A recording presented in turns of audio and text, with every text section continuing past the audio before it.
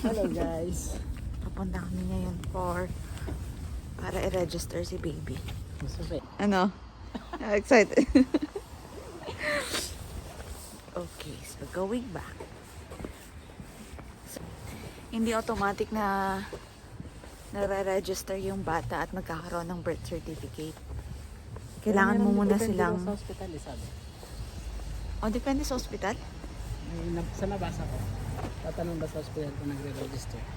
O, anyway, siguro sa ibang hospital, pwedeng dun sa hospital mo mismo i-register yung bata. Or pwede din sa local council. Like, town hall, di ba? Like city hall sa atin. So, i-register muna yung bata doon. Dapat within 6 weeks ng pagkapakanak, dapat ma-register na yung bata. Or else, magkaka-fine ka yata. So, nung pinanganak si Sebastian, napilyado ko muna. So, automatic yon. Kung hindi kasali yung parents, yung apelyado ng nanay muna hanggang hindi pa nare-register. According sa nabasa namin, pwedeng isang parents lang yung mag-register, pwede ding dalawa. Kaso may mga consent pa ata yun. So, kung pwede naman, kayong dalawa na lang yung pumunta. So, since si Sebastian ayaw pang umuwi sa bahay at andun pa siya gusto pa niya magstay sa hospital, it's a good opportunity para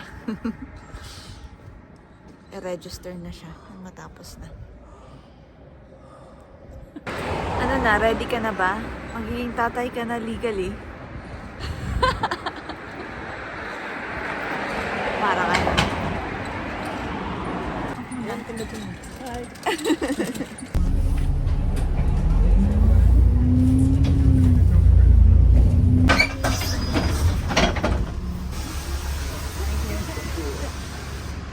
Saan ba? Where's your phone? Yeah. So, dito kami. Civic offices. Regards to yung appointment, nagpabook na kami kanina. Ay, kagabi.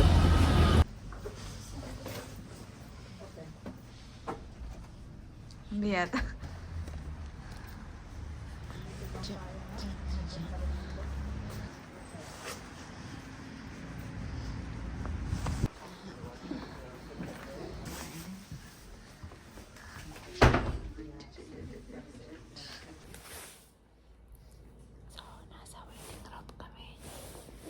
Medyo maaga kami masyado.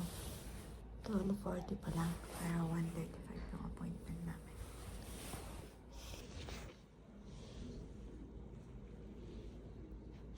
Ang ginagawa mo? Ito. Saan ang pera mo?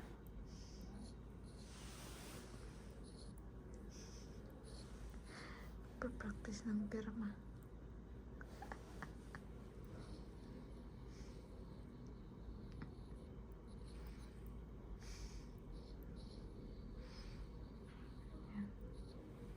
Ganyan yung pirma ni Sebastian. Where will I sign?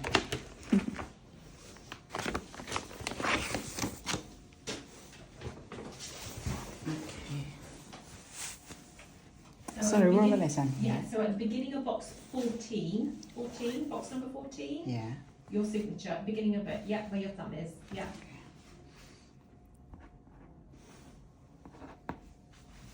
And mum, you're going to sign as well, alongside dad's for me.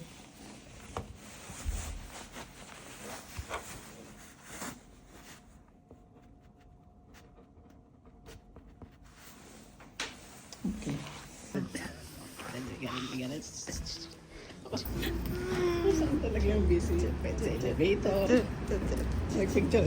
You're officially registered And you're officially named Sebastian Ranigo. Mabilis lang. Bag mo na saan? Dito. So how do you feel? It's fine.